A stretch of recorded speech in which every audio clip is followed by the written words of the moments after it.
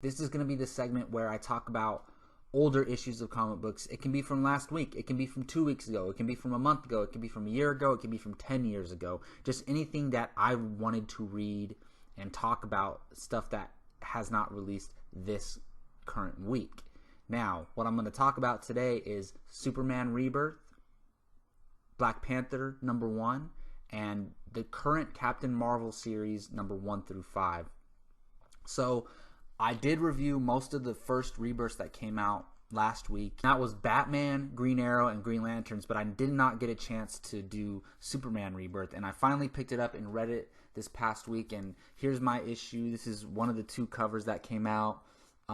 Superman was really interesting because if you read the DC Universe Rebirth, the way they set things up is really interesting. I don't want to get into any spoilers, but I don't love this comic so far, but I'm totally in and I'm ready to read more, if that makes sense. And it's very interesting the way they set things up.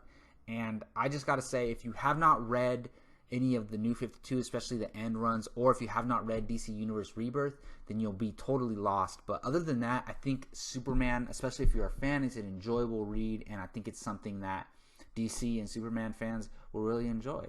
Alright, well now I'm talking about, I believe this came out about a month ago, not sure the exact release date, but it's Black Panther #1, and I actually got a really cool variant cover of Black Panther #1, and it's weird because I had a friend who started reading Black Panther #1, and he told me he lives about an hour away from me in Sacramento, and he told me that the comic book store he went to was sold out of the Black Panther #1s, and he had to get a second printing of it.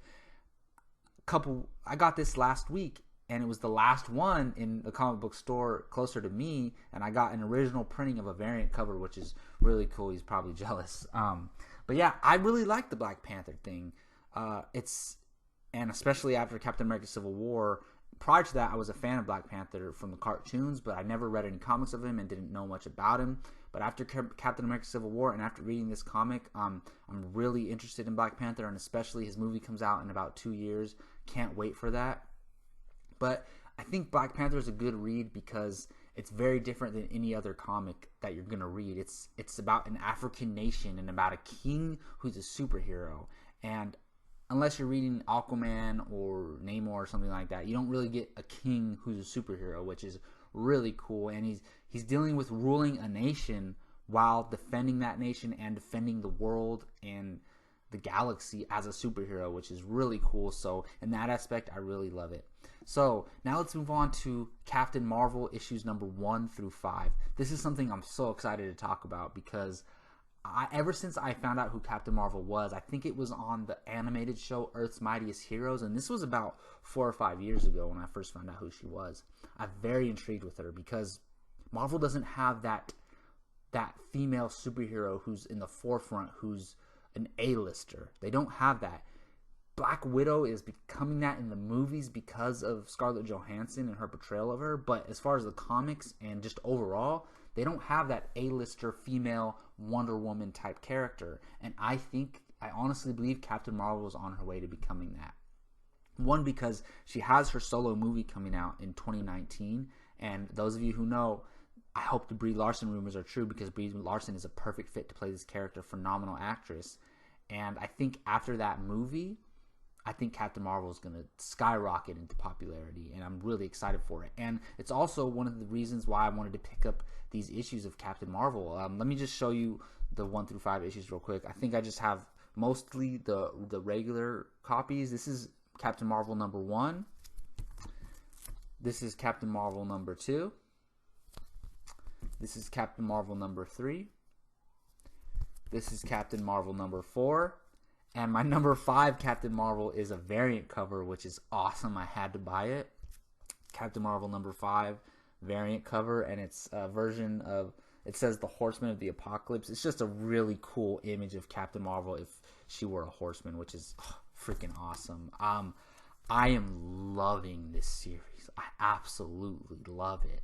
And I went in wanting to love it, and that's not the only reason. It's because I'm really invested in this character and this storyline from now on. It's something that I wanted to get into, and I'm so glad I did, because I'm falling in love with this character. And the thing I love about her is that she's a human, but she has these powers that came to her from the Kree, from Captain Marvel, and she's still like figuring out what it means and why she is Captain Marvel and what it means to be Captain Marvel. And I really love that element of the story and the character. And you know right away she's a badass, and they don't try to make it cheesy or try to force it or shove it in your face. It's the things the character does and the things the character says, and her actions show how much of a badass she is, and I really love it. And she also really has an awesome personality. She has an attitude. She can't just sit around and do nothing. She has to be involved in action, which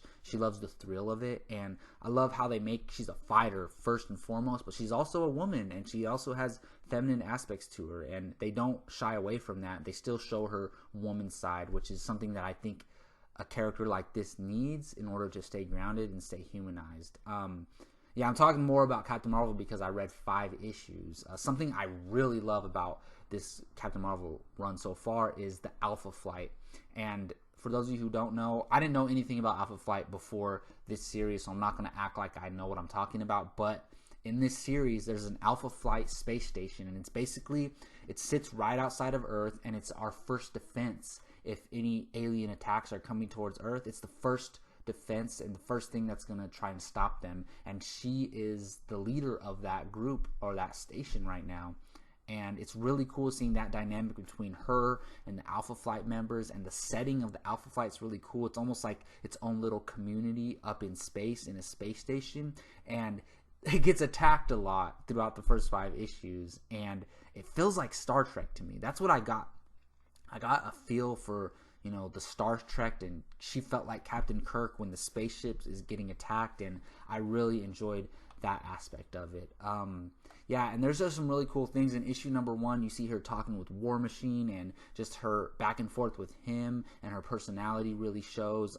Her working with the Alpha Flight team and the camaraderie amongst her and them is awesome. There's a character named Puck.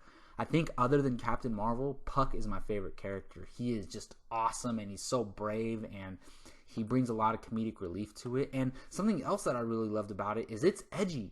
There's some edgy things in here that I'm thinking, wow, if a 12-year-old kid was reading this, that might be like a little iffy. I don't know if you'd want your kid reading, but it's really not that bad. For example, this is not a spoiler, but for example, and it mostly comes from Puck.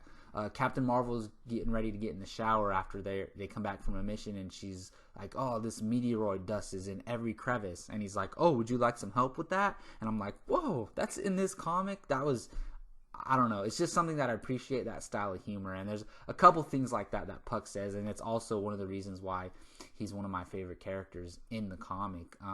Her connection to the Kree and Captain Marvel and how she got her powers is very interesting. They actually don't cover that too much in this comic book. It just starts off, she's already Captain Marvel, and I really like that, because I feel like most comic books or movies or TV shows feel a need to just start with the origin, and as a new reader, I don't really know exactly her origin. I know she was in the Air Force and she had a run-in with Captain Marvel, and that's how she got her powers, but I don't know any specifics about it. There's also a character named Brand in there, and her and this character do not have a great relationship at first, and this character is kind of bitter towards Captain Marvel.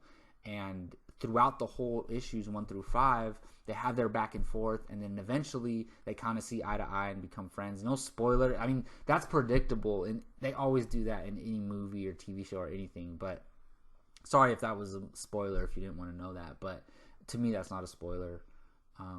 So I really enjoyed that character and her relationship with Captain Marvel, and just how much Captain Marvel has to be involved in the action, and how much she's always striving and wanting to be on the forefront and sacrifice herself to save Earth and save humanity. So that is something that's really cool about the Captain Marvel character.